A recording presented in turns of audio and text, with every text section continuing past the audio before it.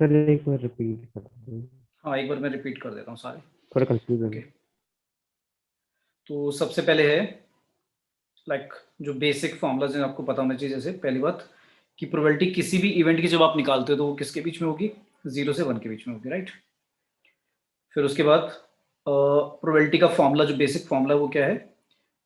Favourable outcomes divide by total outcomes, है ना। अगर एक एक्सपेरिमेंट में लेट्स से हमने कॉइन टॉस किया, 1 कॉइन टॉस किया, और 1 कॉइन टॉस में कितने आउटकम्स आएंगे हमारे? 2 आउटकम टू। आएंगे, यानी 2 के 1। तो अगर 2 कॉइन टॉस करेंगे तो कितने आउटकम आएंगे? 2 के स्क्वायर। 3 कॉइन टॉस करेंगे तो 2 का क्यूब, राइट, टू एंड का सो ऑन। सेम चीज डाई में, अगर 1 डाई रोल करोगे 6 आएंगे, 2 डाई रोल करोगे तो 6 का स्क्वायर, एंड सो ऑन। ठीक है बेटा। Yes sir. फिर मैंने कुछ कार्ड्स के बारे में बताया था, ये पता होना चाहिए आपको। 52 कार्ड्स होते हैं टोटल। उनमें से तो हमारे 4 सूट्स होते हैं। कौन कौन से? एक तो होता है स्पेड, एक होता है क्लब, एक होता है डायमंड, और एक होता है हॉट। सारे के सारे कितने होते हैं? 13 होते हैं, जिसमें से ये दोनों ब्लैक होते हैं, और ब्लैक टोटल कितने हो गए? 26। इसी तरह से डायमंड और हर्ट रेड हो गए, और ये भी कितने होते हैं? 26। तो सारे 13 होते हैं, 4 सूट्स होते हैं, स्पेड, क्लब, डायमंड और हर्ट। इसमें से पहले वाले कार्ड को हम 1 ना बोल के क्या बोलते हैं? एस बोलते हैं। फिर 2 3 तक 10 तक होता है। फिर जैक आता है, क्वीन और किंग। इनको हम क्या बोलते हैं? क्या बोलते थे ना? फेस कार्ड्स होते थे, राइट। ठीक है। और फेस कार्ड्स टोटल कितने होते हैं? 3 एक सूट में होते हैं, तो 4 सूट्स हैं तो कितने हो जाएंगे? 12 हो जाएंगे। क्लियर है? Yes sir. ठीक है। फिर इसके बाद मैंने कुछ फॉर्मूला समझाए थे कि P A intersection B not, इसका मतलब क्या है? इसका मतलब हम प्रोबेबिलिटी फाइंड कर रहे हैं कि ए हो जाए बट बी ना हो, ये भी कंडीशन साथ में सेटिस्फाई होनी चाहिए। तो इसका फॉर्मूला हमने 2 तरह से लिखा था, याद है आपको? पी ए माइनस क्या कर दिया था? ए इंटरसेक्शन बी, या फिर पी ए यूनियन बी में से पूरा बी को क्या कर दिया था? माइनस कर दिया था। ठीक है। अगर नहीं आया था किसी को समझ में लास्ट टाइम, दोबारा एक बार और वेन डायग्राम बनाकर मैंने कुछ ऐसे समझाया था। ये ए है, लेट्स से ए बी है, और ये सैंपल स्पेस पूरा का पूरा। ठीक है। तो हम जब ए इंटरसेक्शन बी कॉम्प्लीमेंट की बात करते हैं, ये जो मैंने ऊपर बी बार बनाया है, इसका मतलब कॉम्प्लीमेंट है। कभी कभी इसको ऐसे भी लिख देते हैं, और पी ए इंटरसेक्शन बी ऐसे लिख देते हैं, ये भी सेम बात है। या फिर ऐसे भी लिख देते हैं, P A and not be, ये भी एक ही बात है। ठीक है। एंड का मतलब इंटरसेक्शन, मतलब दोनों बातें सेटिस्फाई होनी चाहिए। यूनियन का मतलब और, मतलब दोनों में से कोई एक बात भी चलेगी तो भी काउंट होगा। तो दोनों फॉर्मूले क्लियर है? ये समझाऊं दोबारा कैसे आए थे? देखो, ए इंटरसेक्शन बी कॉम्प्लीमेंट, सबसे पहले रीजन समझ लो कौन सा होगा। ये वाला रीजन होगा ना, सारे एग्री करते हो? Yes sir. ठीक है। अब ये रीजन निकालने के लिए आप क्या करोगे भाई? ए में से या तो ए इंटरसेक्शन बी हटा दो, वो जो कॉमन वाला है, या फिर पूरे यूनियन में से, ए यूनियन बी में से बी वाले की प्रोबेबिलिटी हटा दो। आया समझ में? Yes sir. इसी तरह से मैंने दूसरा फॉर्मूला क्रिएट कर दिया था, क्या? ए नॉट इंटरसेक्शन बी, इसमें क्या करेंगे? बी में से ए इंटरसेक्शन बी माइनस कर दो, या फिर ए यूनियन बी में से ए माइनस कर दो, राइट। ठीक है। Yes sir. ओके। किसी को बेटा कंफ्यूजन है पूछते जाना, ठीक है। ओके। फिर इसके बाद मैंने कुछ डी मॉर्गन लॉ बताया था कि ए यूनियन बी पूरे का कॉम्प्लीमेंट है, तो उसको ऐसे तो लिख ही सकते हैं, 1 minus P A union B. और क्या लिख सकते हैं? P A not intersection B not. मतलब क्या करा हमने? जो पूरा नॉट कॉम्प्लीमेंट्री इवेंट थी, पूरा ए यूनियन बी के ऊपर कॉम्प्लीमेंट लिखा हुआ था, उसको हमने क्या कर दिया? ब्रेक कर दिया। ए के ऊपर भी कर दिया नॉट, बी के ऊपर भी नॉट कर दिया, और यूनियन का इंटरसेक्शन बना दिया। ठीक है। और इसी तरह से अगर ए यूनियन बी नॉट पूरे का कॉम्प्लीमेंट इस तरह से, तो 1 माइनस पी, सर मैंने यहाँ पर भी यूनियन लिख दिया, इसको इंटरसेक्शन कर दो। यहाँ पर इंटरसेक्शन है, तो 1 minus P A intersection B, ऐसे तो कर ही सकते हैं। ऐसे भी लिख सकते हैं, A complement union B complement. अच्छा, अब थोड़ा सा ध्यान देना, इसका मतलब क्या और इसका मतलब क्या है। तो पहले वाला जो लिखा है वो ऐसे लिखा है, probability of not a not be, है ना, मतलब नीदर ए नॉर बी। मतलब अगर मैं वैसे बोलूं कि ये क्या मतलब है इसका? ए का भी नॉट है, इंटरसेक्शन बी का भी नॉट, इसका मतलब है नीदर ए नॉर बी। मतलब ए भी नहीं होना चाहिए और बी भी नहीं होना चाहिए। लेकिन जब ऐसे लिखते हैं इसका मतलब क्या है? नॉट ए और नॉट बी, है ना? अब इसका मतलब क्या है? अगर मैं वेन डायग्राम में समझूं, इसका मतलब क्या है इस वाले का? या फिर ए या फिर बी। हाँ, मतलब या तो ए ना हो या बी ना हो, जैसे ए बी ए, और ये सैंपल स्पेस है लेट्स से। तो ए नॉट में क्या क्या आएगा? अगर मैं लाइक नंबरिंग कर देता हूँ, ए बी सी और डी लेट्स से, तो ए नॉट में क्या क्या आएगा? ए नॉट में आपका आएगा सी और डी आएगा बस। बी नॉट में क्या आएगा? बी नॉट में आएगा आपका ए और डी आएगा, राइट? अच्छा, और दोनों का फिर हमने क्या करना है? यूनियन करना है, इंटरसेक्शन नहीं। इनका मैं यूनियन कर रहा हूँ, तो यूनियन करेंगे तो फिर क्या आएगा? ए सी और डी। मतलब ये नहीं आएगा बस। आया समझ में? क्लियर है? इसको छोड़कर बाकी सब आएगा, ठीक है भाई? मतलब मैंने उल्टा शेड कर दिया, एक्चुअली पूरा शेड होगा सारा, बस ये जो इंटरसेक्शन वाला पार्ट है ये नहीं होगा। क्लियर है? समझ में आ गया? ठीक है, क्लियर हो गया भाई? मतलब ऐसा नहीं होना चाहिए, मतलब इसका मतलब ये होता है, इसका मतलब ये है जब हम ए नॉट निकाल रहे हैं, यूनियन बी नॉट निकाल रहे हैं, इसका मतलब ये है कि दोनों का जो इंटरसेक्शन है, ए इंटरसेक्शन बी, वो नहीं होना चाहिए। और तुम यहां से ये बात ऐसे भी समझ सकते हो, देखो इसकी जो हमने प्रोबेबिलिटी का फॉर्मूला लिखा वो यही लिखा है हमने, 1 में से माइनस कर दिया ए इंटरसेक्शन बी की प्रोबेबिलिटी। 1 मतलब सैंपल स्पेस की प्रोबेबिलिटी। अब सैंपल स्पेस की प्रोबेबिलिटी क्या होगी? कि भाई 1 ही होगा, क्योंकि उसी में से तो सब कुछ आएगा, है ना? बात समझ में आई? Yes, sir. क्या यहां तक सभी को क्लियर है?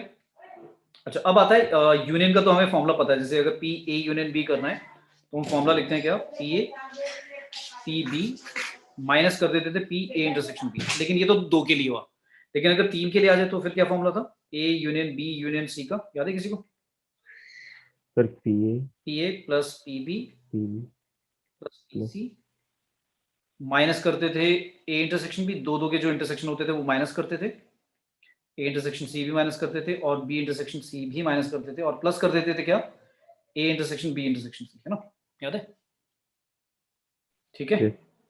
Yes, sir. ओके, तो इस पे बेस्ड लाइक क्वेश्चन भी पूछ लिया उन्होंने। लाइक एक बारी जेई मेंस में आया था तुम्हारा, क्या क्वेश्चन था? क्वेश्चन दे दिया कि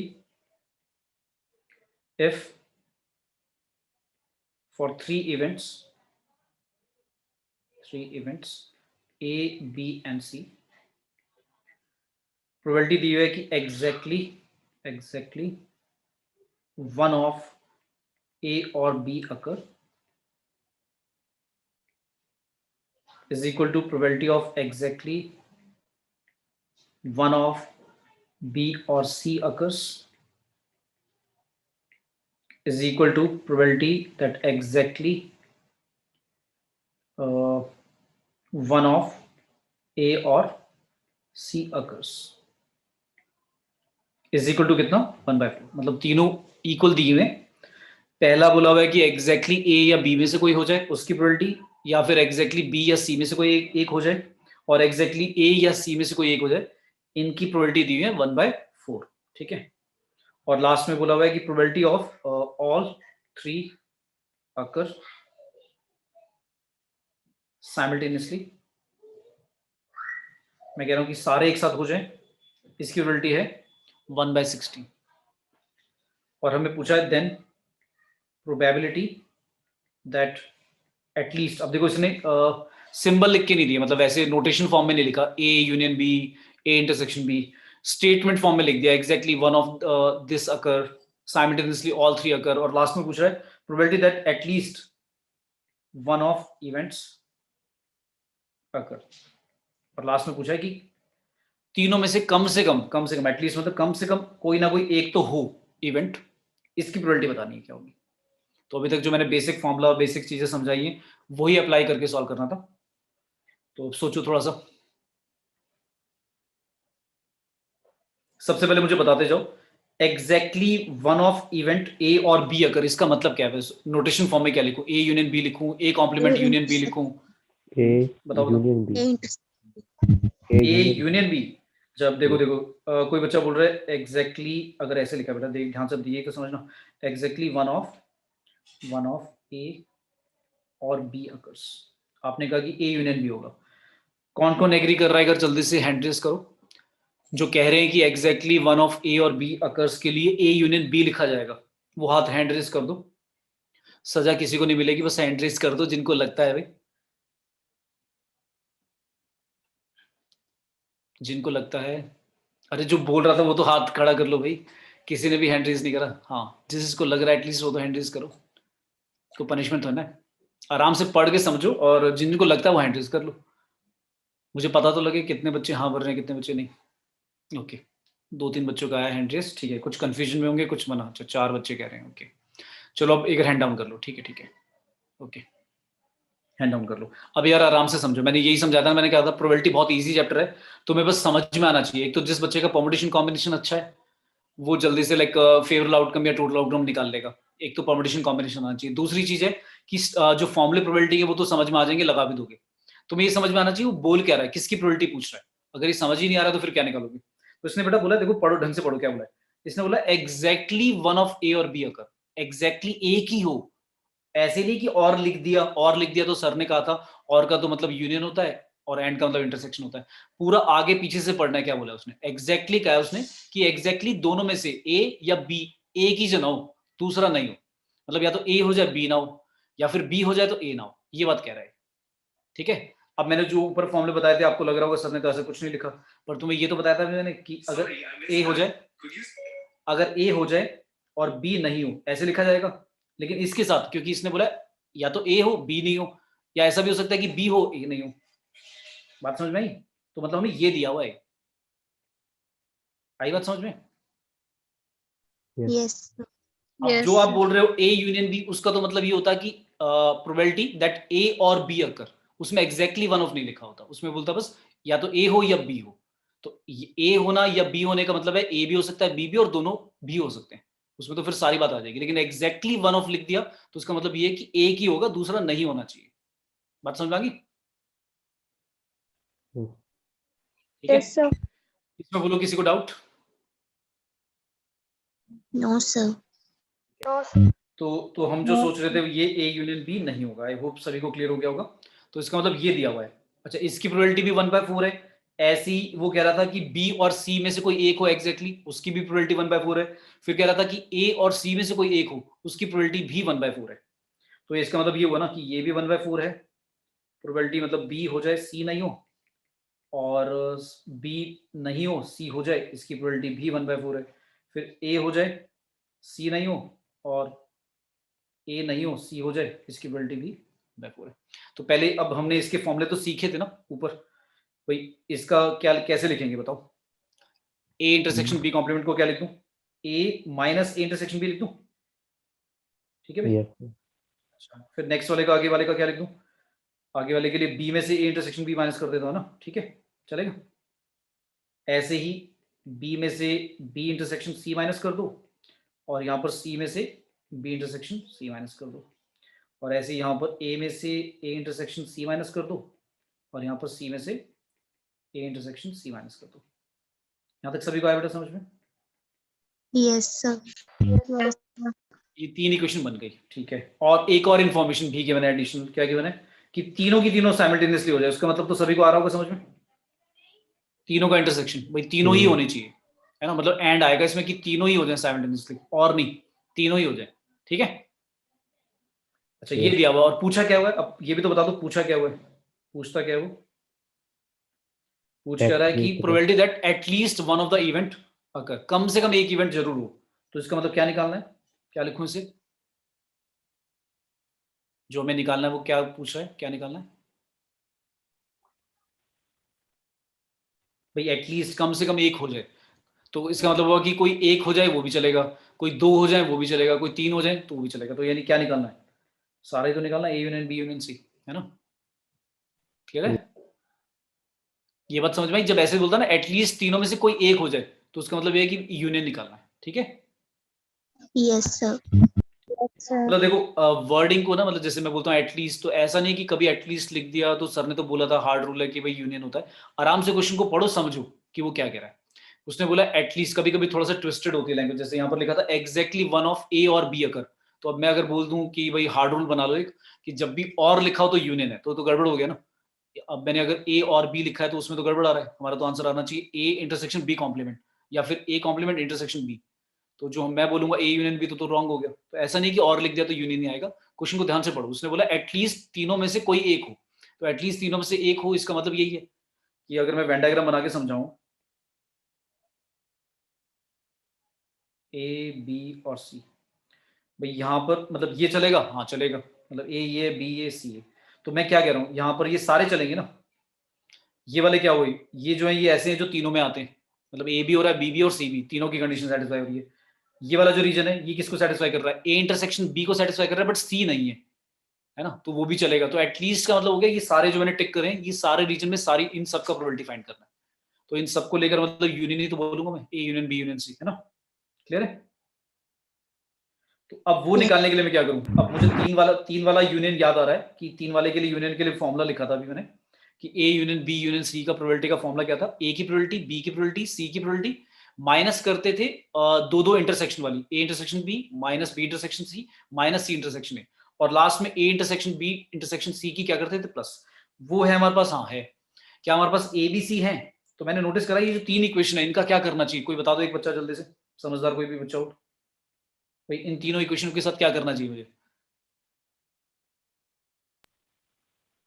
अब इन तीनों से ए बी सी और इन सबकी वैल्यू इंडिविजुअली तो नहीं निकलेगी, साफ समझ में आ रही, इतने सारे लाइक अननोन्स हैं। हाँ तो क्या करूं मैंने, इसको मैं चलो फोर्थ मान राइट लेता हूं। साइड लिख लेते हाँ हैं। भाई अगर मैं इन तीनों इक्वेशन को मैं देखता हूं कि अगर मैं तीनों को ऐड करता हूं तो ऐड करने से क्या होगा, ए दो बार आएगा, बी दो बार आएगा, सी दो बार आएगा। अच्छा ए इंटरसेक्शन बी दो बार आएगा, हाँ वो भी दो बार आएगा, बी इंटरसेक्शन सी दो बार आएगा, वो भी दो बार आएगा, और ए इंटरसेक्शन सी भी दो बार आएगा। ये क्लियर है।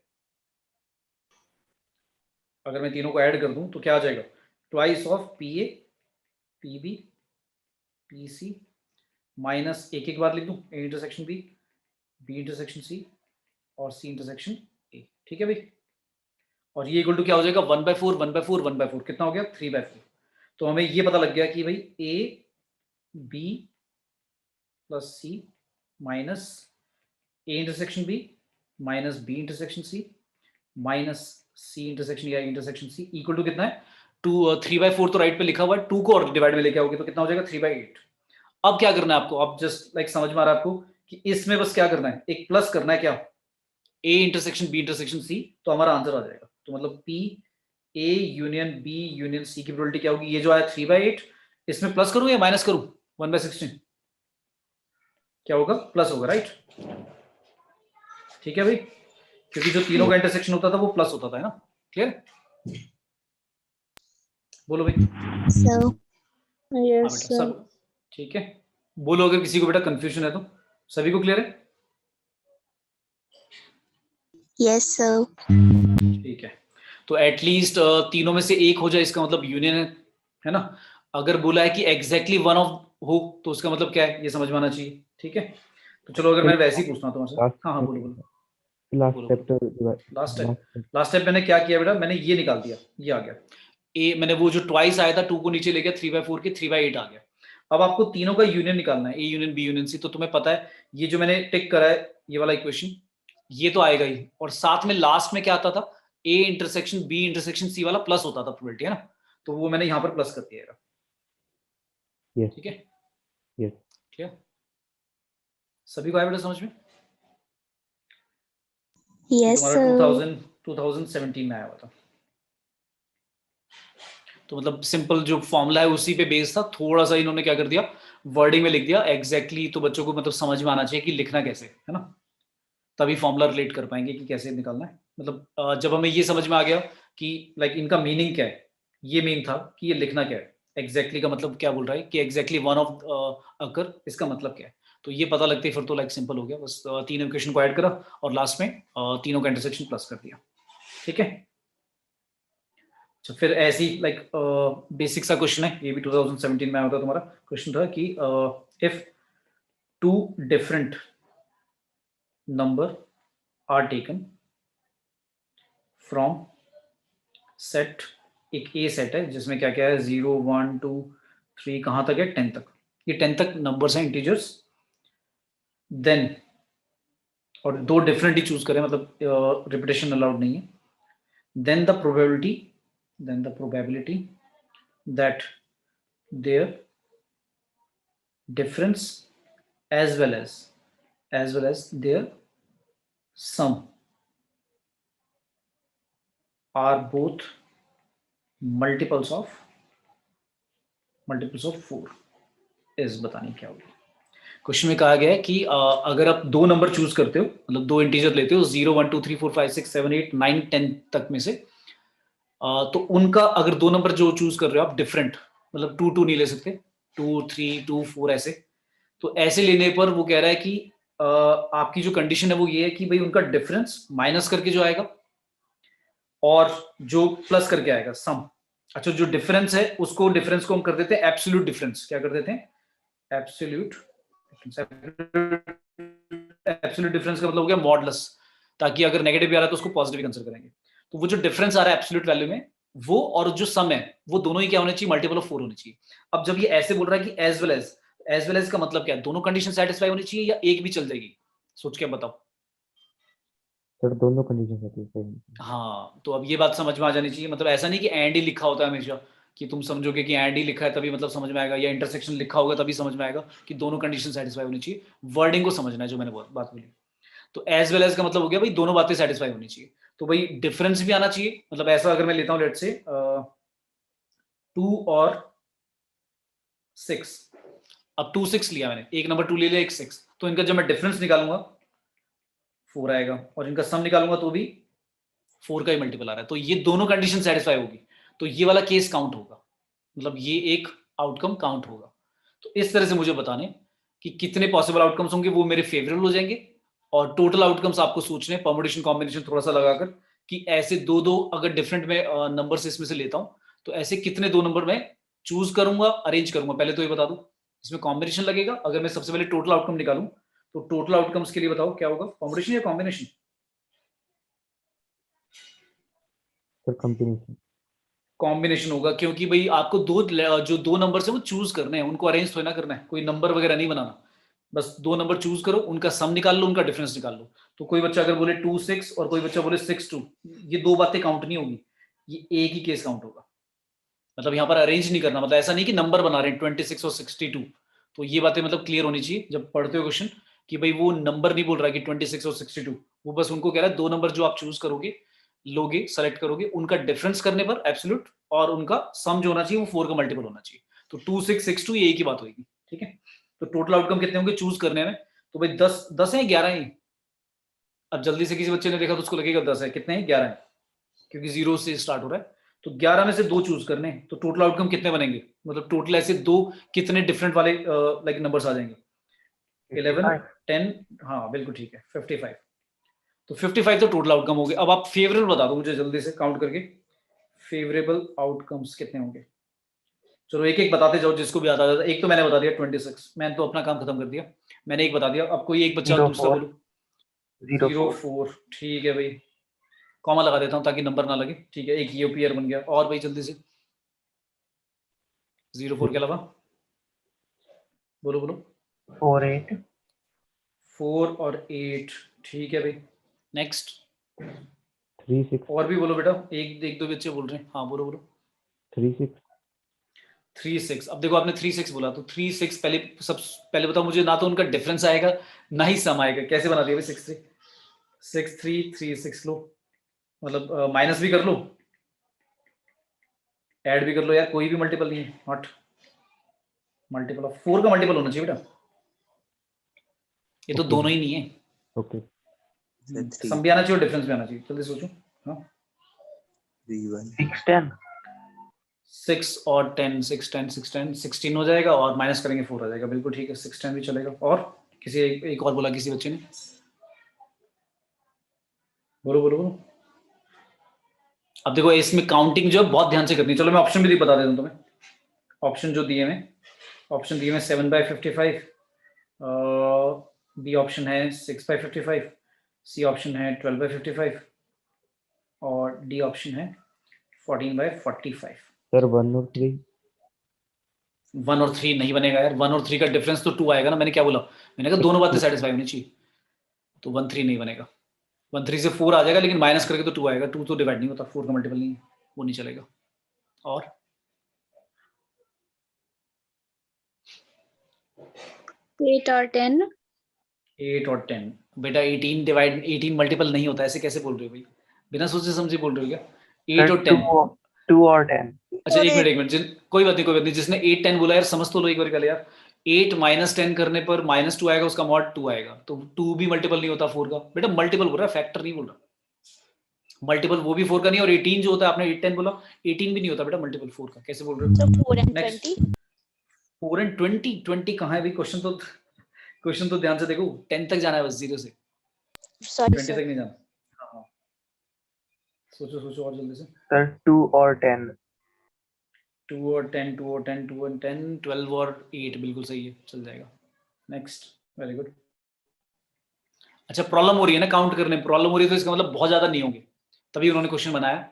क्योंकि अगर बहुत ज्यादा होते, मान लो टोटल है 55 और मान लो फेवरेबल आउटकम होते 30 32, तो फिर मैं क्या करता, नॉट वाले दूसरे वाले लेता। तो मतलब ये आपको समझ में आ रहा होगा, ये कम ही बनेंगे क्योंकि लाइक इतने ज्यादा निकल नहीं रहे, सोचना पड़ रहा है बहुत ज्यादा, नहीं तो फटाफट आ जाते हैं 10 12। तो यानी पहला और दूसरे ऑप्शन में से होगा, लेकिन देख लेते हैं। नेक्स्ट। अच्छा देखो उन्होंने क्या करा, 7/55 दिया है, 6/55 दिया है, फिर 12/55 दिया है, और 14/45 तो साफ समझ में आ रहा है बनेगा ही नहीं, क्योंकि टोटल आउटकम नीचे अगर 55 है तो 55 का कोई मल्टीपल वगैरह भी नहीं है 45, तो काट के भी हम सोचें कि 55 चलो 11 से या 5 से कट के नीचे 11 आ जाएगा, वो तो 45 लिखा हुआ है, और 14 और 45 में कुछ कटता भी नहीं है, तो इसको तो आंख बंद करके मना कर दो भाई, नहीं हो सकता है। तो यानी इन ऑप्शन में से अब आपका 6 और 7 के बाद जंप है सीधा 12 पर। तो अगर आपका पहले ट्राई करो 6 बना पा रहे हो, फिर 7 देखो, और फिर उसके बाद नहीं निकलेंगे, अगर एक भी नहीं आ रहा समझ में, तो 12 तो बिल्कुल ही पॉसिबल नहीं होगा, फिर सोचूंगा भी नहीं मैं, 7 पे टिक कर दूंगा। जल्दी से बताओ भैया अभी कितने हुए? 2 4, अभी तो 4 कितने 5 हुए भाई, 5 तो ऑप्शन में नहीं है। या तो लिख कर देख लो भाई, 0 के साथ जल्दी से सोच लो क्या क्या हो सकता है। अच्छा 0 के साथ करते हैं, चलो एक एक करके कर लेते हैं, ऐसे टाइम लग रहा है ना, ऐसा हो सकता है मैं मिस भी कर दूं कुछ। पहले 0 के साथ सोच लो, 0 के साथ 4 और 0 के साथ 8, और तो कुछ नहीं होगा। अच्छा 0 के साथ 8 तो लिखा ही नहीं अभी, ये तो भी सिंपल था भाई, जब 0 4 सोचा तो 0 8 भी जल्दी से समझ में आ रहा है। ठीक है कितने हो गए? 6 हो गए। ठीक है अब 1 के साथ सोच लो जल्दी से, 1 के साथ कुछ बनेगा क्या?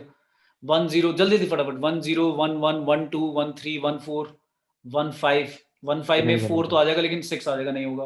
1 6 नहीं, 1 7 नहीं, 1 8 नहीं, 1 9 1 9 से 10 आएगा नहीं, और 1 10 नहीं, तो 1 वाला गायब कर दो, है ही नहीं। जल्दी से 2 वाला, 2 का तुमने मेरे को 6 बता दिया, 2 का 10 बता दिया, 2 के साथ और कुछ नहीं आएगा। ठीक है 3 वाले पे जंप करो, 3 वाले से कुछ आएगा क्या? 3 वाले से जल्दी से सोचो। 3 वाले का भी 1 वाले की तरह होगा, कुछ नहीं बनेगा। नहीं है 4 वाले का हमने 0 4 कर दिया, 4 8 कर दिया, बस। हाँ बस, और कुछ नहीं बनेगा इसका भी, 4 10 से भी नहीं बनेगा। ठीक है 5 वाले का भी स्किप करो, 5 वाले का भी नहीं आएगा, मतलब पैटर्न समझ में आ गया, 1 वाले का आएगा ही नहीं, 3 वाले का भी नहीं आएगा, 5 वाले का भी नहीं आएगा, 7 वाले का भी नहीं आएगा, 9 वाले का भी नहीं आएगा। तो फिर क्या रहेगा? 0 2 4 6 हो गया। 6 का और कुछ सर हो बस सकता है इतने क्या? ही है। 6 का एक हुआ है, 6 10 और 2 6 भी तो होगा यार, ध्यान से सोचो ऐसे नहीं। सर 2 6 तो कर दिए पहले ही, सबसे फर्स्ट अच्छा करा हाँ यार 2 6 तो मैंने कर दिया अभी, सबसे पहले मैंने तो बताया था। ठीक है 2 6 हो गया, 6 10 हो गया, और 8 का हमने कर चुके हैं, हाँ 8 के भी दो चुके हैं, 10 के भी दो चुके हैं, हाँ 10 के भी दो चुके हैं, मतलब पेयर वाइज समझ में भी आ रहा है, यही है आंसर। ठीक है क्लियर है। एक ऑप्शन उन्होंने जाने में बहुत क्लोज दे दिया 7/55, कि जिस बच्चे को अच्छी तरह समझ में आएगा वही कर पाएगा, नहीं तो कुछ बच्चे सिर्फ गैस करके छोड़ाते। मान लो एक ऑप्शन होता 6/55, एक 12/55, एक होता 17/55, तो साफ समझ में आ रहा है कि भाई ज्यादा निकल नहीं रहे तो बच्चा तुक्का ही लगा देगा, तो उन्होंने 7 भी डाल दिया साथ में। एक ऑप्शन ऐसा डाल दिया कि बिल्कुल ही पॉसिबल नहीं है, वो मतलब बच्चे को समझ में आ जाना चाहिए। ठीक है चलो ठीक है, मतलब इसमें कोई फॉर्मुला वगैरह नहीं लगा, ये तो मैंने बोला ही था आपको, परम्यूटेशन कॉम्बिनेशन या बेसिक काउंटिंग अगर आपको आती है, समझ में आती है, तो ऐसे भी ही क्वेश्चन आते हैं। ये भी आपका 2017 में आया हुआ था।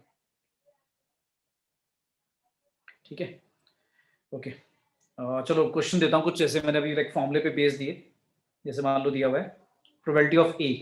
अच्छा कुछ एक इवेंट भी बता देता हूँ, म्यूचुअल एक्सक्लूसिव इवेंट्स क्या होती हैं, एग्जॉस्टिव इवेंट्स क्या होती हैं। पहला आता है म्यूचुअली एक्सक्लूसिव इवेंट्स, याद आ रहा है किसी को क्या मतलब होता है इसका?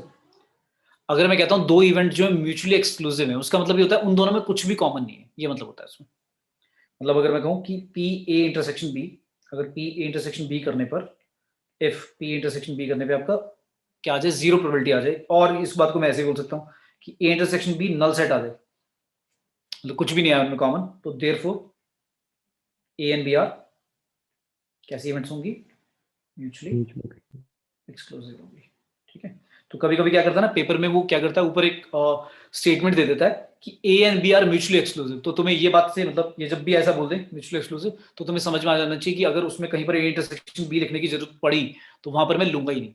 तो इसका मतलब ए यूनियन बी का फॉर्मूला देखो, एक तो ये मैंने बोला ऐसे, और ए यूनियन बी का फॉर्मूला चेंज होकर ऐसे बन जाएगा बस, पी ए प्लस पी। तो फिर आप माइनस वाला वो करोगे ही नहीं, क्योंकि आपको पता है वो तो जीरो है।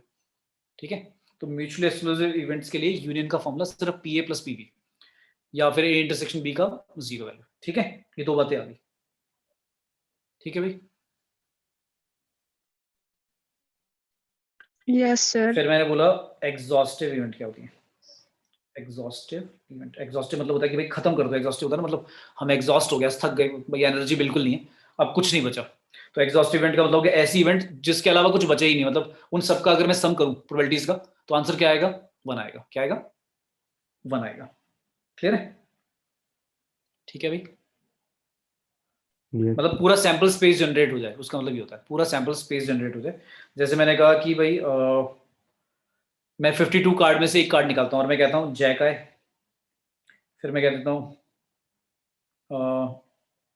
क्वीन आए, फिर मैं कह देता हूँ किंग आए, और लास्ट में बोल देता हूँ नॉन फेस, ऐसा कार्ड जो नॉन फेस हो। तो अगर मैं इन सबको ऐड करूंगा तो आंसर क्या आएगा? 1 आएगा। क्लियर हो गया? सर बोलो। श्योर इवेंट एग्जॉस्टिव इवेंट होगा। एग्जॉस्टिव इवेंट, श्योर इवेंट नहीं, श्योर इवेंट तो एक सिंगल होती है। एग्जॉस्टिव इवेंट्स होगी मतलब कॉम्बिनेशन, कुछ इवेंट्स का कॉम्बिनेशन। ठीक है, ओके सर। ठीक है बेटा, सभी को आया समझ में? Yes sir. तो एग्जॉस्टिव इवेंट ऐसी इवेंट होगी जिनका यूनियन, या मतलब उनका यूनियन भी ऐसे भी बोल सकते हो, यूनियन करने पे क्या आएगा? 1 आएगा। ठीक है, मुझे प्लस नहीं बोलना चाहिए था, यूनियन बोलना चाहिए था। एग्जैक्टली क्या बोलना चाहिए कि ऐसी इवेंट्स जिनका यूनियन करने पे प्रोबेबिलिटी का क्या आएगा आंसर? ए, क्योंकि उनमें कुछ कॉमन भी हो सकता है, A union B union C, और भी हो सकती है। तो अगर 1 आ जाए तो ये एग्जॉस्टिव इवेंट होगी।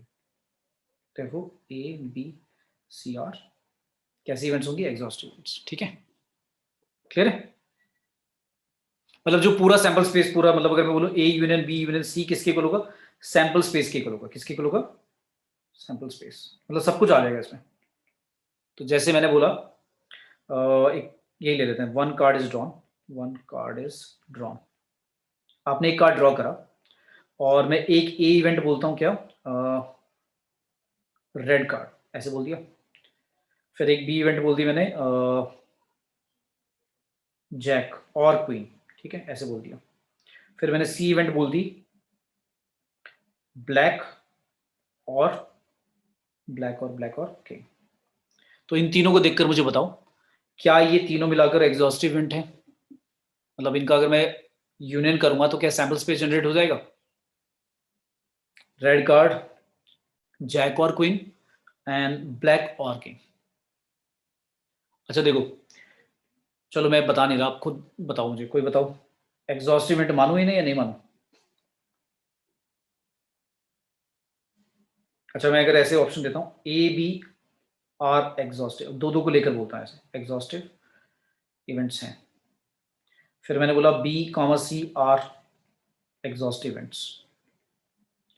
तीसरी बात बोली मैंने A B C are exhaustive event, और एक बोल दिया A comma C are exhaustive. तो इनमें से बताते जाओ कौन सा ठीक है। पहला, अगर मैं बोल रहा हूं ए और बी एग्जॉस्टिव इवेंट्स हैं, तो क्या ये ठीक है ये बात? भाई ए और बी को देख लो यूनियन कर कर, क्या सैंपल स्पेस मतलब पूरे 52 कार्ड्स आ जाएंगे क्या? सोच लो भाई। रेड कार्ड, ठीक है, रेड कार्ड में ब्लैक तो नहीं आए, तो ब्लैक अभी 26 अलग हो गए। अब बी जो इवेंट है उसमें ब्लैक सारे थोड़ी ना आएंगे। जैक और क्वीन का मतलब ये हो गया कि जैक आ जाएगा, क्वीन आ जाएगी, रेड वाले भी आ जाएंगे, ब्लैक वाले भी आ जाएंगे, लेकिन ब्लैक वाले सारे तो नहीं आए ना। यस सर, नहीं तो आपको होगा। समझ में आ गया ये भाई फॉल्स हो गया ना भाई, ये गलत है, ये बात गलत है, एग्जॉस्टिव नहीं है। नेक्स्ट बता दो बी और सी, क्या बी और सी एग्जॉस्टिव इवेंट्स हैं? बताओ बताओ। नो नहीं होगी। नो बी और सी में लिखा है, बी लिखा है जैक और क्वीन, और सी में लिखा हुआ है किंग।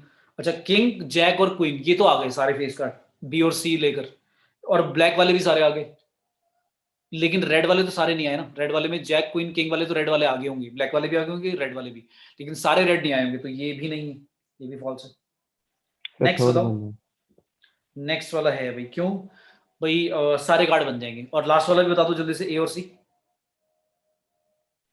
No sir. नहीं है ए और सी? है सर, है भाई, क्यों नहीं है? है सर। ये भी ट्रू और ये भी ट्रू है। देखो क्यों ट्रू है, ये ए और सी क्यों है भाई? ए और सी में आपको रेड और ब्लैक नहीं दिख गया है ना। अब कोई बच्चा बोलेगा सर उसमें और किंग भी लिखा हुआ है। और किंग का मतलब क्या बेटा? वो मतलब ब्लैक और किंग का मतलब है ब्लैक भी सारे हैं, किंग वाले भी सारे हैं। तो मेरे को तो बस ये देखना है कि टोटल 52 कार्ड्स बन रहे हैं क्या। तो मैंने देखा भाई रेड कार्ड में 26 आ जाएंगे, ब्लैक में 26 आ जाएंगे, और किंग कुछ कॉमन वाले मतलब ब्लैक वाले या रेड वाले आ जाएंगे, लेकिन मिलाकर टोटल 26 पूरे 52 हो जाएंगे ना। ये बात समझ आई? Yes, sir. तो आपको ऐसा नहीं कि प्रोबेबिलिटी से ही चेक करना है, जो मैंने फॉर्मूला लिखा था कि भाई उनका यूनियन करने पर प्रोबेबिलिटी का क्या आना चाहिए, आंसर 1 आना चाहिए, तब जाकर एग्जॉस्टिव होती है। तो ऐसा नहीं है, मैंने नीचे ये भी लिखा है, अगर पूरा सैंपल स्पेस जनरेट हो रहा है और आप देखकर ही समझ पा रहे हो तो भी मतलब एग्जॉस्टिव। मैं दिखा दूं, 1 आएगा इसका प्रोबेबिलिटी का सम। तो बताएगा रेड कार्ड की प्रोबेबिलिटी कितनी होती है?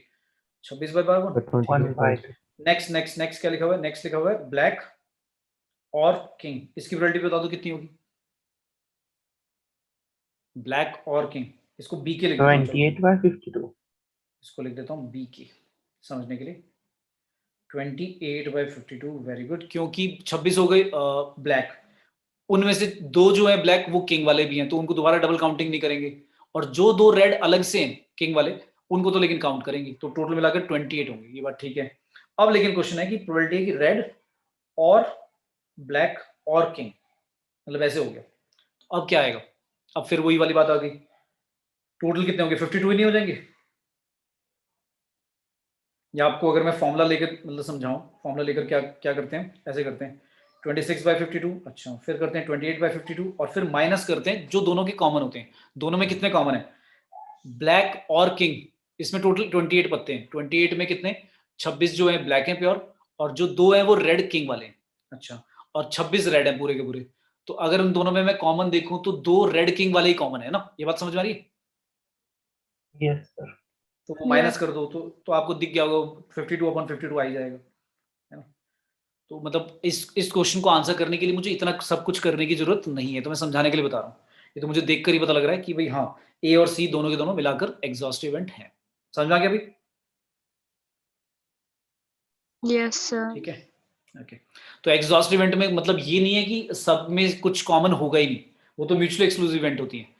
और एग्जॉस्टिव इवेंट होती है जिनका यूनियन करने पे पूरा सैंपल स्पेस जनरेट हो जाए, उनमें कुछ कॉमन भी हो सकता है, लेकिन उनका यूनियन करने पे पूरा सैंपल स्पेस आ जाना चाहिए। मतलब उन सबकी अगर मैं यूनियन की प्रोबेबिलिटी निकालता हूँ, यूनियन की प्रोबेबिलिटी निकालने पर क्या आना चाहिए? बनाना चाहिए। ठीक है, तो चलो एक क्वेश्चन दिया है पी आपको बोल दिया 1/2, पी बी बोल दिया इवेंट की प्रोबेबिलिटी है 1/3, और उनके बारे में कुछ ऐसा नहीं बोला कि म्यूचुअली एक्सक्लूसिव हैं, एग्जॉस्टिव इवेंट है, कुछ नहीं बोला, बस ए और बी बोल दिया। और फिर पूछा है फाइंड करनी वैल्यू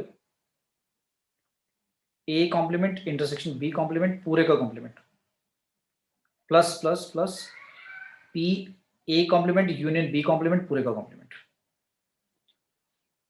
तो कैसे करेंगे? सबसे पहले इसका बताओ, इसको कैसे लिखें? अगर लिखा है Probability of A union B. हाँ, मतलब अगर मैं इसका लिखूं प्रोबेबिलिटी, तो ये क्या बन जाएगा मेरा? ए यूनियन बी है ना। ये बात समझ में आ रही? Yes, sir. ये बात सभी को समझ में आई कि ए यूनियन बी कैसे आ गए? Yes sir. ठीक है, सर 1 माइनस करके। हाँ हाँ ठीक है। और दूसरे का? A intersection B. A intersection B, ये सभी को क्लियर है? Yes sir. ठीक है। अब ये इनका सम निकालना है, तो इनका सम कैसे निकालोगे भाई? इसकी वैल्यू क्या होती है? ए होती है, बी होती है, माइनस होता था इंटरसेक्शन भी, है ना। तो तुम्हें दिख गया होगा कि अब तुम सोचोगे इंटरसेक्शन तो दिया नहीं था, और कुछ ये भी नहीं बोला म्यूचुअली एक्सक्लूसिव है या नहीं, तो ये दोनों तो अपने आप ही उड़ गए। तो बस इन दोनों की प्रोबेबिलिटी ऐड होगी, खत्म हो गया क्वेश्चन। ठीक है भाई? यस। ठीक है, Yes, sir. ओके। तो ये तो डायरेक्ट फॉर्मूला बेस्ड था, मतलब जिस बच्चे को पता है कि कैसे लिखना है, फॉर्मूले से निकल जाएगा आंसर। ओके, कुछ और लेते हैं क्वेश्चन, मान लो में दिया हुआ है। तो थोड़ा सा आपको वो आना चाहिए, परमुटेशन कॉम्बिनेशन से रिलेटेड भी क्वेश्चन आते हैं, जैसे पूछा probability that birthdays of 6 different students will fall in exactly, ध्यान से पढ़ना, in exactly 2 calendar months। Question बोला है प्रोबेबिलिटी निकालो कि 6 डिफरेंट अगर स्टूडेंट लेते हैं तो उनके जो बर्थडे हो सभी के एग्जैक्टली सिर्फ 2 ही कैलेंडर मंथ्स में आए। अब वो बताया नहीं कि कौन से कैलेंडर मंथ, किसी भी 2 कैलेंडर मंथ में आने चाहिए। और एग्जैक्टली का मतलब क्या है? एग्जैक्टली का मतलब है उन दोनों में ही आने चाहिए, उसके अलावा नहीं। अच्छा, दोनों, अब मान लो 2 कैलेंडर मंथ में चूज कर रहा हूँ, जनवरी और फरवरी। मैं कह रहा हूँ 6 के 6 जो स्टूडेंट हैं उनके बर्थडे जनवरी और फरवरी में आने चाहिए। पर क्या ऐसा पॉसिबल है कि जनवरी में सबके आगे? ये बात इसमें मतलब लेंगे या नहीं, काउंट नहीं करेंगे? नहीं करेंगे, क्योंकि जब ये बोलते हैं ना एग्जैक्टली, तो एग्जैक्टली का मतलब है भाई दोनों मंथ काउंट होने चाहिए। मतलब चाहे ऐसा हो एक बच्चे का जनवरी में आ जाए, बाकी 5 का फेब में आ जाए, तो दोनों मंथ काउंट हो गए। एक बच्चे का फेब में आ गया, बाकी 5 जनवरी में आ गए, वो भी चलेगा। 2 जनवरी में 3 इधर, तो मतलब 2 इधर और 4 इधर, ऐसे वो भी चलेगा। लेकिन ऐसे नहीं होना चाहिए कि सारे जनवरी में आ गए सारे फेब में आ गए, ये भी नहीं चलेगा। और 2 ही मंथ में चलेगा, उससे ज्यादा भी मंथ नहीं होने चाहिए। ये प्रोबेबिलिटी निकालनी है। तो पहले तो टोटल आउटकम सोचो जल्दी से, वो तो इजी होता है। टोटल आउटकम कितने होंगे भाई? दो कैलेंडर मंथ चूज कर लो, उन्हीं में बर्थडे निकालेंगे। तो 2 कैलेंडर मंथ कितने तरह से चूज करोगे तुम?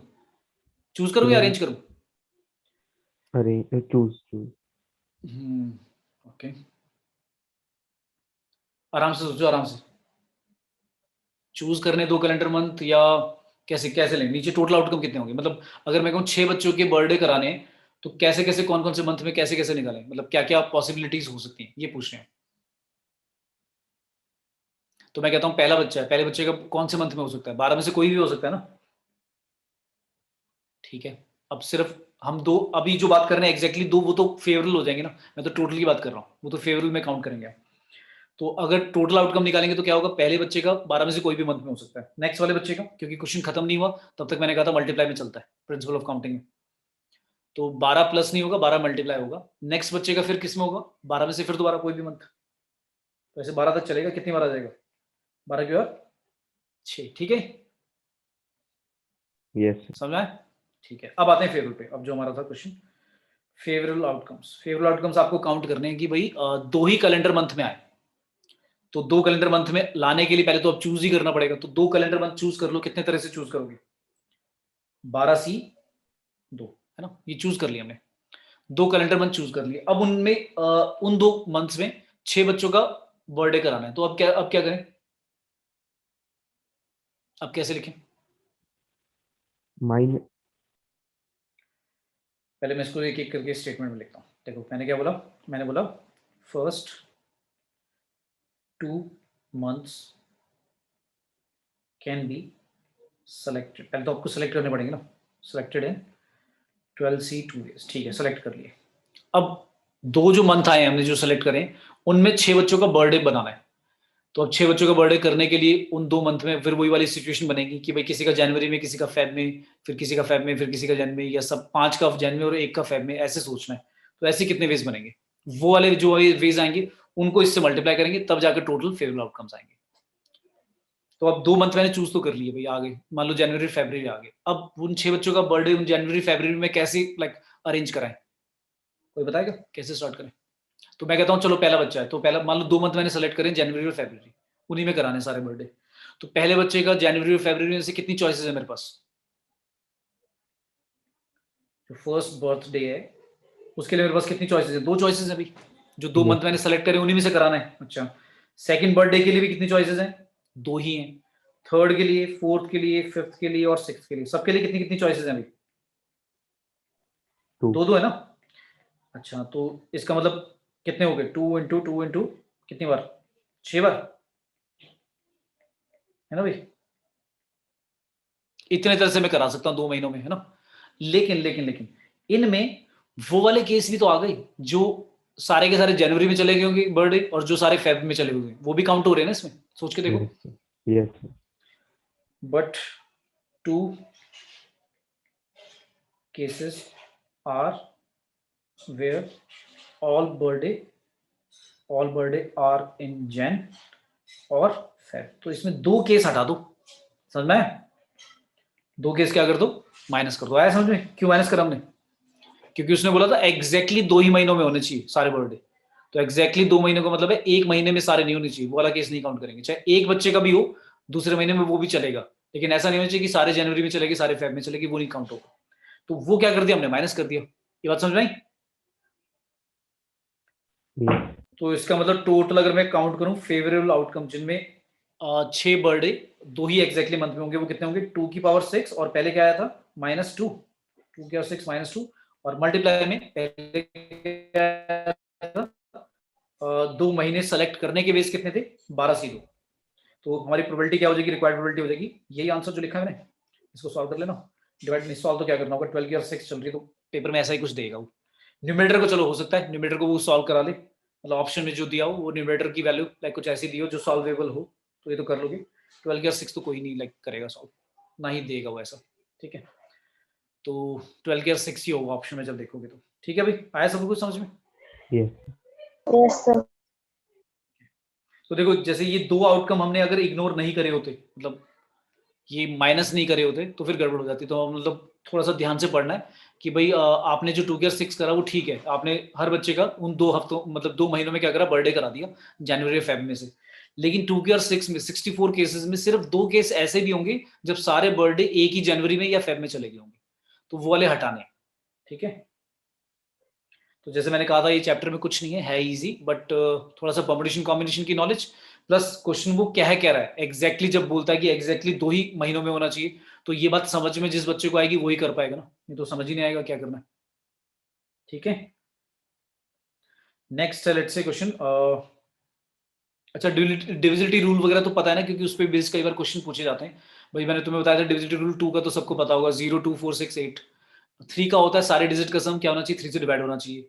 4 अच्छा 3 और 9 का सेम है, 3 में सारे डिजिट का सम 3 से डिवाइड हो जाए, 9 में भी सारे डिजिट का सम 9 से डिवाइड हो जाए। 4 और 8 का भी सेम है, 4 में लास्ट की 2 डिजिट मतलब जो नंबर बनेगा लास्ट की 2 डिजिट लेकर, और 8 में लास्ट की 3 डिजिट लेकर। अच्छा 4 में लास्ट की 2 डिजिट मान लो जो है वो 00 है, तो फिर पक्का ही डिवाइड होगा उसमें, फिर वो 00 होगा तो भी चलेगा। और 8 में लास्ट की 3 डिजिट हो तो भी चलेगा, क्यों? क्योंकि लास्ट की 3 डिजिट का मतलब हो गया 0 का मतलब वो 1000 से डिविजिबल है, और 1000 8 से पूरा डिवाइड होता है 125 पे, इसलिए लास्ट की 3 डिजिट से काम बन जाएगा। और अगर लास्ट की 2 डिजिट 0 है तो 100, और 100 पूरा 4 से डिवाइड होता है, इसलिए अगर लास्ट की 2 डिजिट 0 या जो मिलाकर 2 डिजिट को लेकर जो नंबर बन रहा है लास्ट के, वो अगर 4 से डिवाइड हो रहा है तो भी 4 से डिवाइड हो जाएगा, ठीक है। और 8 के लिए लास्ट की 3 लेते हैं, तो 3 9 का 4 8 का सेम है।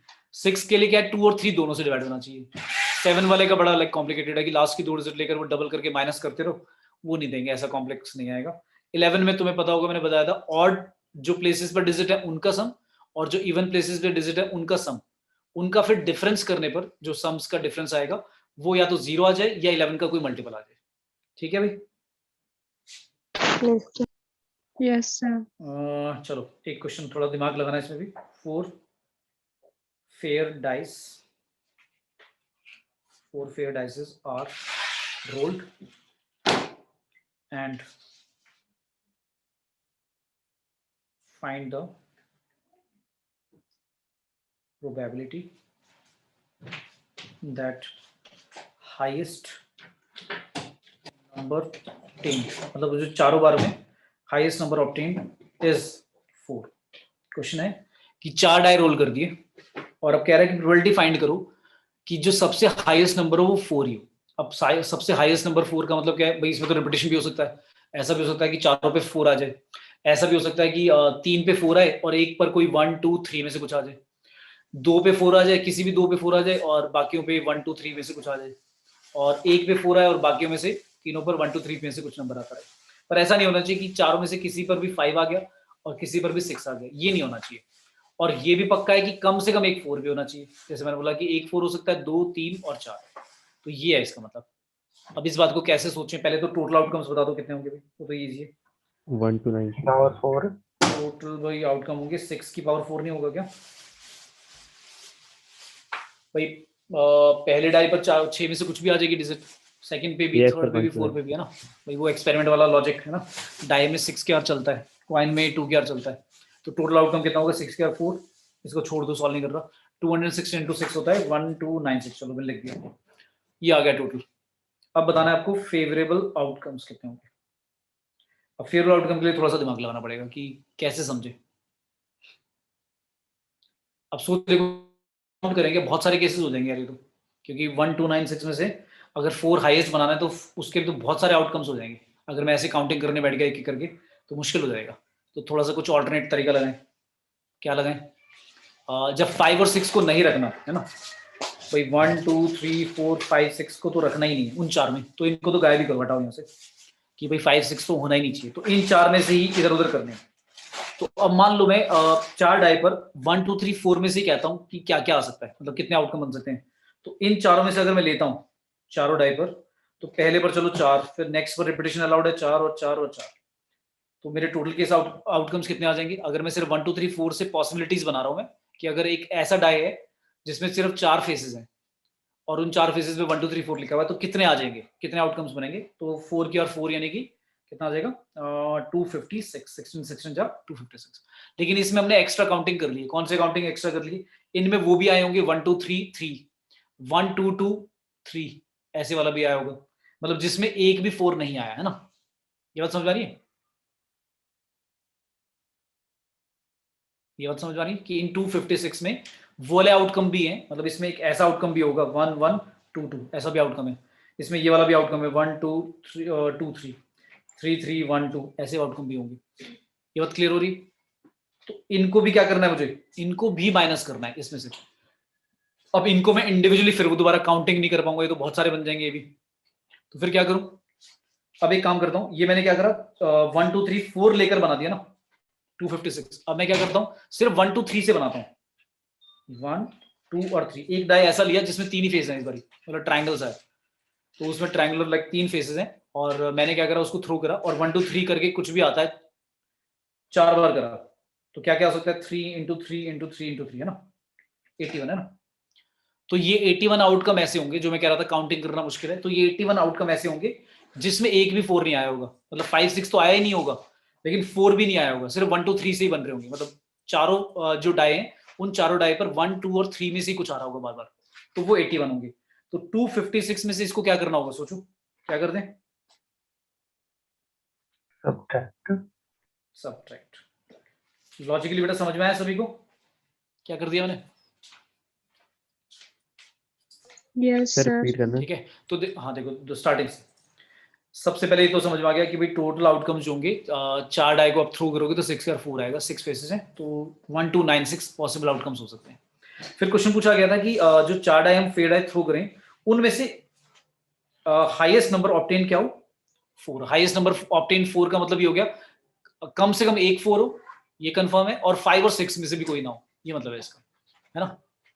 तो अब मैंने क्या किया, सबसे पहले मैंने कहा 5 6 को लेना ही नहीं है भाई, तो 5 6 को करो एक्सक्लूड, हटा दो। अब देखो ये जो मैं काउंटिंग कर रहा हूँ इसको कोई बच्चा कॉम्बिनेशन लगाकर भी कर सकता है, केसेस बनाकर भी काउंट कर सकते हैं, जैसे मैंने करा वैसे भी कर सकते हैं, तो इसका कोई फिक्स्ड रूल नहीं है। मतलब ये नहीं है तरीका कि आप मेरा देख रहे हो रट ही रहे हो कि सर ने ऐसे कराया था तो ऐसे ही होगा, क्वेश्चन नहीं। कॉम्बिनेशन लगाकर आप केसेस बनाकर भी कर सकते हो कि भाई 1 4 2 4 3 4, फिर उसमें आपको ध्यान देना पड़ेगा लेकिन कि कुछ डबल काउंटिंग या कुछ मिस तो नहीं हो गया, वो बात का ध्यान रखनी पड़ेगी।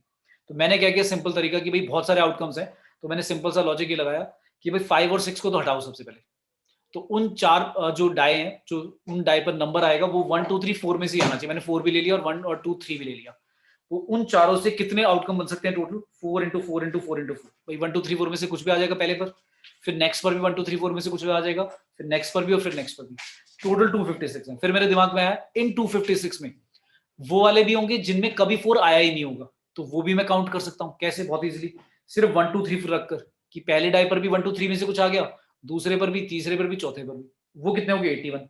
तो 256 में से ये 81 इंक्लूडेड है, तो उनको हटा दिया, और जैसे ही हटाया तो कम से कम एक 4 तो फिर आएगा ही पक्का, चाहे एक आए, 2 आए, 3 आए या 4 आए, तो फिर वो कितने होंगे 175 होंगे। तो मेरी प्रोबेबिलिटी रिक्वायर्ड क्या होगी? यस 175 बाय, मतलब ये काउंटिंग का जो तरीका है जो मैंने कर रहा हूँ ये वाला, ये तरीका होता है जब आपको लगे ना बहुत ज्यादा आउटकम्स हैं, तो क्या करो आप माइनस कर दो, मतलब उल्टा ले लो इस तरह से, ठीक है। कि भाई आप कह रहे हो कि 4 4 4 4 कितने हो गए टोटल 256। अब उसमें अब या तो मैं ऐसे करता कि एक 4 वाला केस बनाता, 2 4 3 4 4 4, फिर उनमें भी 1 1 कितने होंगे भाई, कंफ्यूजन हो गया। देखो अगर मैं मान लो एक 4 कम से कम, कोई बच्चा सोचे सर केस बनाकर समझाओ, तो मैं कहूंगा 4 1 मान लेते हैं कि पहली बात तो किसी भी पोजीशन पे आ सकता है वो 4। फिर दूसरी बात, उन तीन पर जो बच गए 3 डाई, उन 3 डाई में भाई 2 1 हैं, 2 2 हैं, 2 3 हैं, या 1 2 3 सारे डिफरेंट वाले हैं, उनके भी केस के भी सब केस बनाने पड़ेंगे, सोचना पड़ेगा, तो वो डिफिकल्ट हो रहा है काउंट करना।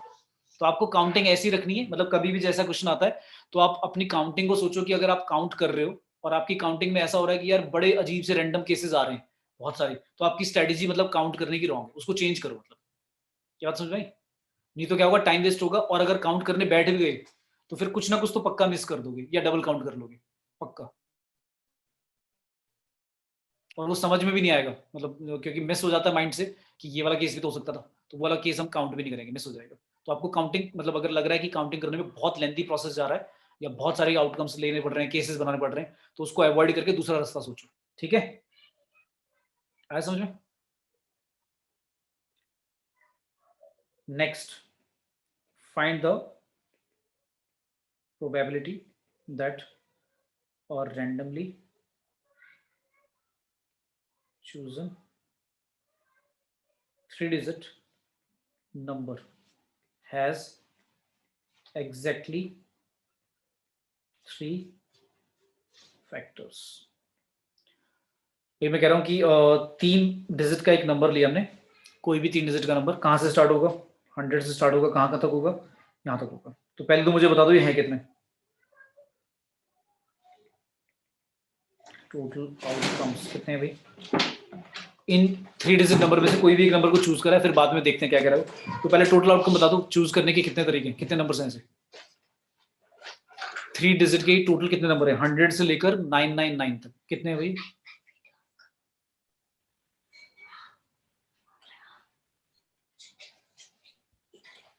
हंड्रेड से लेकर 999 तक कितने नंबर से 998 998 नंबर हैं। 900 कितने,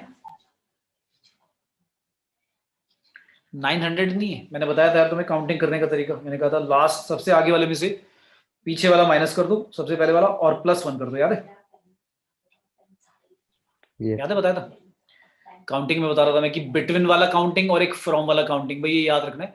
फ्रॉम वाले का मतलब होता है, मतलब अगर एक एक का डिफरेंस, मतलब सारे सीरियल और कंसेक्यूटिव हैं, तो 1 से लेकर अगर मैं तुम्हें कहूँ या 2 से मैं कहूँ कि बताओ 2 से लेकर 98 तक कितने नंबर हैं, तो 2 से 98 में ज्यादातर बच्चे जिनको नहीं पता वो ऐसे काउंटिंग करते हैं 98 - 2 96 और गलत कराते हैं। तो आप अपने आप से पूछो 1 से लेकर 10 तक आप 9 बोलते हो या 10 बोलते हो? आप 10 बोलते हो कि 1 से लेकर 10 तक 10 नंबर हैं। तो 10 कैसे आया होगा, 10 में से 1 को माइनस करा 9, लेकिन फिर एक एक्स्ट्रा भी होता है, क्यों? क्योंकि 1 को इंक्लूड भी करना है भाई, 1 के आगे से थोड़ा काउंटिंग स्टार्ट कर रहे हैं, 1 को भी इंक्लूड करके कह रहे हैं ना। फिर एक होता है बिटवीन वाला काउंटिंग, तो माइनस तो करते ही हैं, फ्रॉम वाले में +1 कर देते हैं।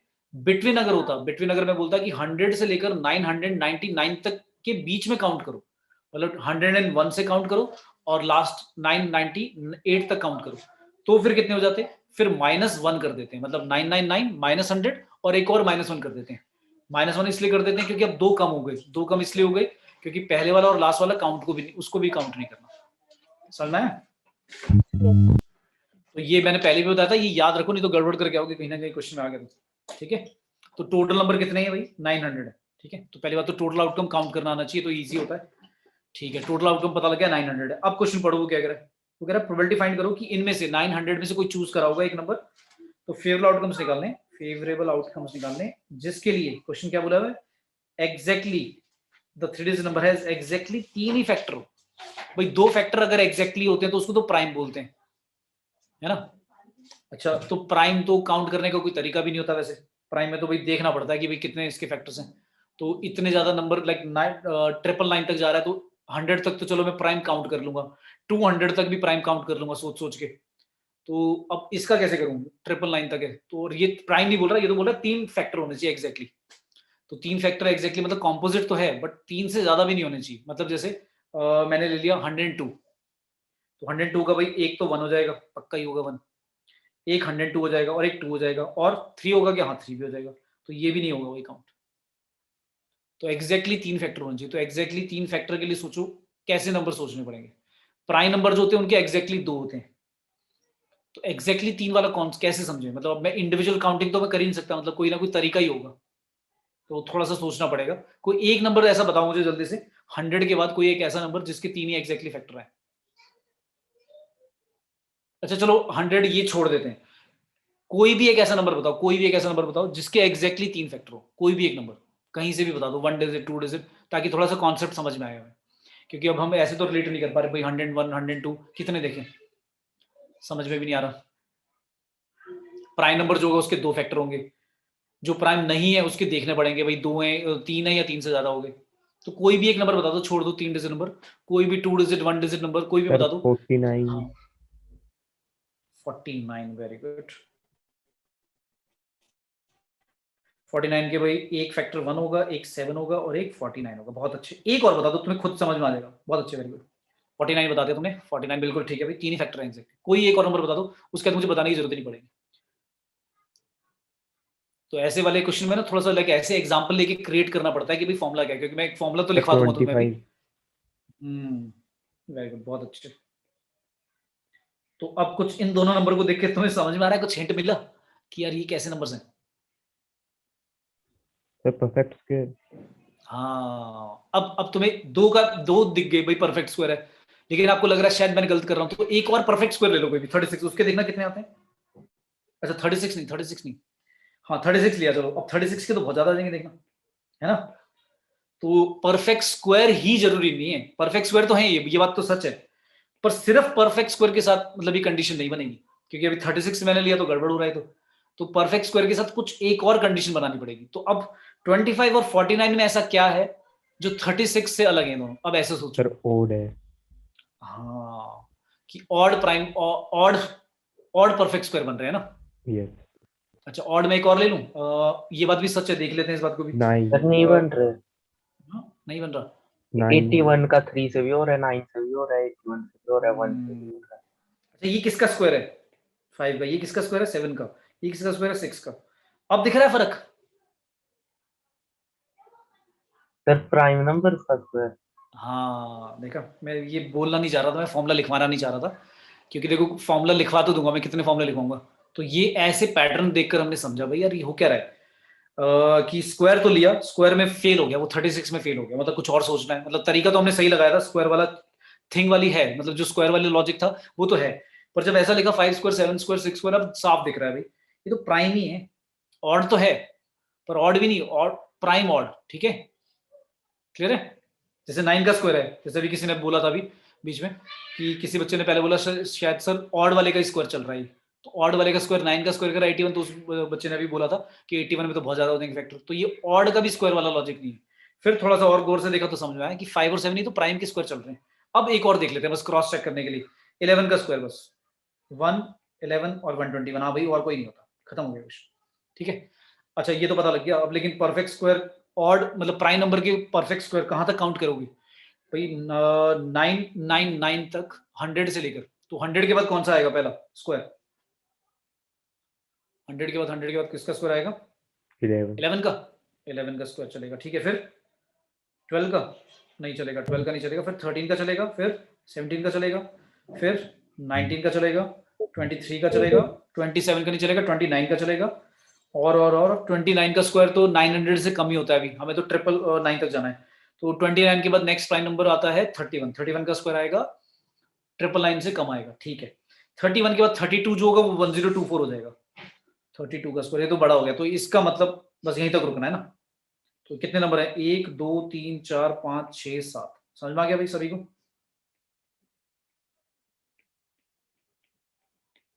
आया भाई? Yes, yes sir. Sir. Clear?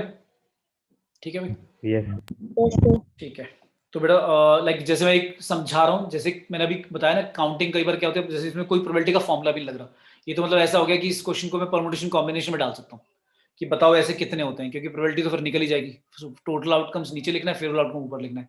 तो ये क्वेश्चन तो एक तरह से हो गया कि जिस बच्चे को परमुटेशन कॉम्बिनेशन वाला काउंटिंग वाला प्रिंसिपल या उसकी तरह से देखकर पैटर्न देखकर समझ में आता है कि कैसे काउंटिंग करना है, तो वो क्वेश्चन कर पाएगा। तो ऐसे क्वेश्चन भी आए हैं पेपर में, तो ऐसा नहीं कि प्रोबेबिलिटी का कोई फॉर्मूला ही लगेगा तभी आएगा। प्रोबेबिलिटी का तो वही बेसिक फॉर्मूला है, favourable outcome divide by total outcome, ठीक है। तो ये वाले भी थोड़ा सा लाइक मतलब अपना वही है, परमुटेशन कॉम्बिनेशन में जो आपकी काउंटिंग वाला, काउंटिंग प्रिंसिपल कैसे काउंट करना है, पैटर्न कैसे समझना है, ये चीज आनी चाहिए, ठीक है। नेक्स्ट क्लास में क्या करेंगे, तुम्हारा जो 12th का है, ये तो 11th का बेसिक था जो मैंने बता दिया, 12th का जो है वो स्टार्ट करेंगे, जिसमें आपके 4-5 टॉपिक हैं। एक है आपका कंडीशन प्रोबेबिलिटी, एक है आपका इंडिपेंडेंट इवेंट, फिर उसके बाद है आपका बेस थ्योरम और कंडीशन प्रोबेबिलिटी उसका एक्सटेंशन है, फिर उसके बाद है नॉर्मल डिस्ट्रीब्यूशन और फिर है बाइनोमियल डिस्ट्रीब्यूशन, ठीक है। तो ये 5 टॉपिक हैं, ये नेक्स्ट क्लास में स्टार्ट करेंगे, ठीक है। तो अपना प्रोबेबिलिटी के बेसिक ये लाइक सारे फॉर्मूले जो बताए डिस्कस करें, ये रिवाइज करके आना बेटा, ठीक है। Yes. Thank you. Yes, okay sir. बेटा, Thank you. Thank you all बेटा, Thank you, sir. Bye bye, Thank you, sir. Thank you, bye bye.